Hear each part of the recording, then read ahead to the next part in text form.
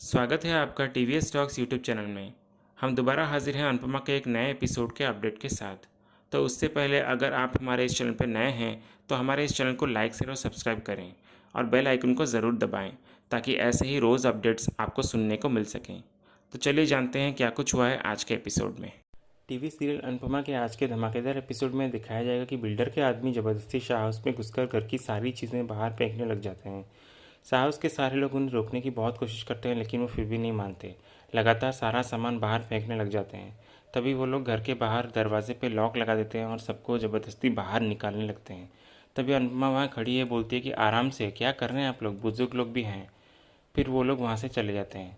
तभी अनुज और अनुपमा बा और बापूजी को संभालते हैं और उन्हें पानी पिलाते हैं। तभी बा ये रोते रोते बोलती है कि हम कहीं के नहीं रहे, 1 घंटे में महल से रोड पर आ गए, अब हम कहाँ जाएंगे और कहाँ रहेंगे। अनुज तभी ये बोलता है कि आप लोग आशा भवन में रहेंगे। आप लोग सब आशा भवन चलिए, यहाँ बैठ के कोई फ़ायदा नहीं, वहाँ बैठ के सोचते हैं कि आगे क्या करना है। फिर बाला, नंदिता और इंदिरा जी भी बा को बोलते हैं कि हाँ बा, आप लोग चलिए आशा भवन, ज़्यादा जगह तो नहीं है लेकिन हम सब मिलकर मैनेज कर लेंगे। तभी बाला ये बोलता है कि जगह तो दिल में होनी चाहिए, घर में तो जगह बन ही जाती है। नंदिता फिर डॉली बहन और डिम्पी को भी बोलती है कि आप भी चलिए आशा भवन।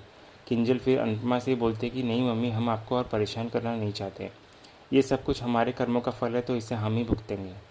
अनुपमा फिर ये बोलती है कि बच्चों ने कौन से बुरे कर्म किए हैं कि वो उन्हें ये सब भुगतना पड़े, इन सब में वो क्यों दर दर के भटकेंगे।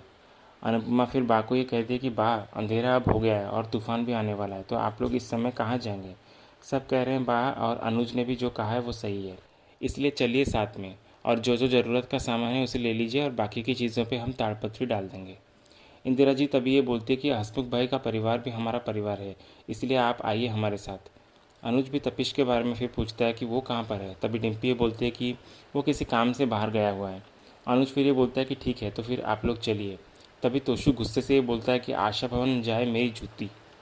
पाखी भी फिर तोशु का साथ देते हुए कहती है कि हम किसी होटल में चेक इन कर लेंगे पर हम आशा भवन नहीं जाएंगे।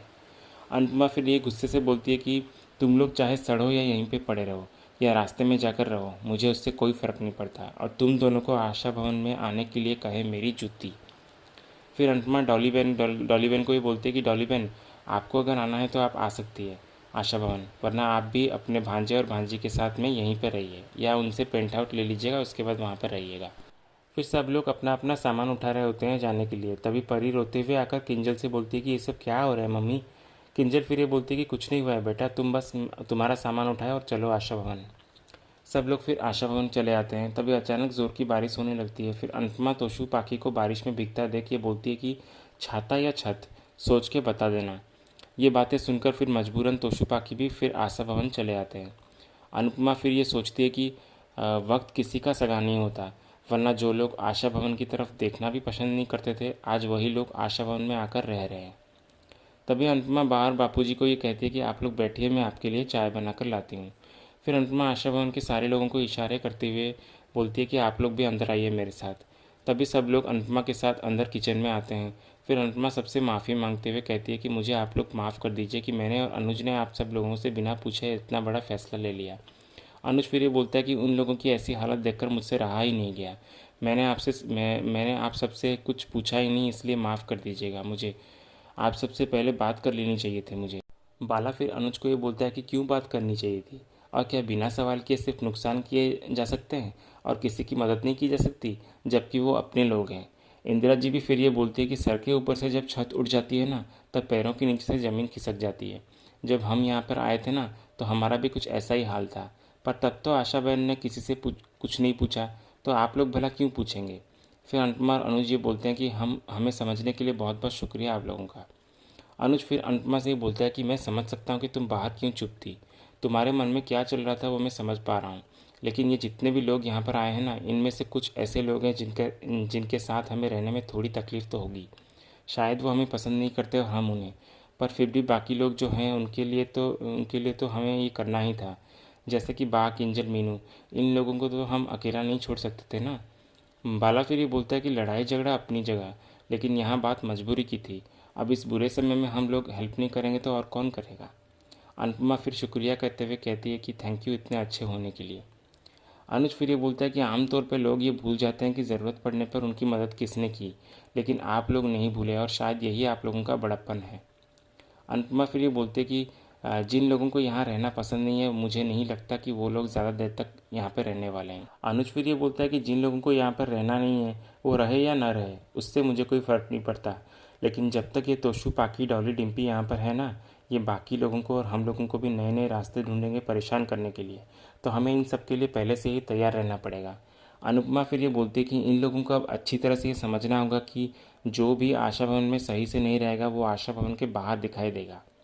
उन लोगों को हमने शरण दिया है, वो भी कुछ दिनों के लिए, सर पे नाचने की परमिशन नहीं दी है। फिर इसी बीच तोशु और पाकी आशा भवन के हॉल में खड़े होकर ये बोलते हैं कि कितनी गर्मी है यहाँ पर, बाहर बारिश हो रही है वरना फ्रेश एयर जाकर ले लेते। डिम्पी भी तभी ये बोलती है कि मुझे मेरा, टिट्टू का और अंश का अलग रूम चाहिए, मैं यहाँ हॉल पे गद्दे बिछा के नहीं सो सकती। तभी किंजल ये बोलती है कि डिम्पी, ये घर हमारा नहीं है, मम्मी जहाँ सोने के लिए कहेगी तुम्हें चुपचाप वहीं सोना पड़ेगा। तोशु फिर किंजल को ताना मारते हुए कहता है कि लो, हो गई छोटी अनुपमा शुरू। किंजल फिर ये बोलती है कि मैं तो कभी कभी कभी शुरू होती हूँ, तोशु तुम तो कभी बंद ही नहीं होते हो। डॉली फिर ये बोलती है कि एक तरीके से तो हम इनके मेहमान हुए, तो मेहमानों को तो रूम में सुलाना चाहिए ना, कि ऐसे हॉल में ज़मीन पर। फिर तोशु ये बोलता है कि मुझे तो रूम के साथ एक अटैच्ड वॉशरूम भी चाहिए, मैं कॉमन वॉशरूम यूज़ नहीं करूँगा इन सब का। पाखी फिर ये बोलते कि हम इतने सारे डिमांड्स रख रहे हैं, आप लोगों को लगता है कि ये लोग हमारी ये डिमांड्स पूरी करेंगे? यहाँ पे तो एसी का कोई ठिकाना ही नहीं है, और फ़ैन को तो देखो ऐसा लग रहा है जैसे अकबर के ज़माने का हो। फिर अचानक अनुपमा आकर पाखी और तोशु की तरफ एक गमछा फेंकती है और बोलती है कि ये गमछा है, ठंडे पानी में भिगोया हुआ, इसे ओढ़ के पंखे के नीचे खड़े रहोगे ना तो एसी से भी ज़्यादा ठंडा करेगा ये।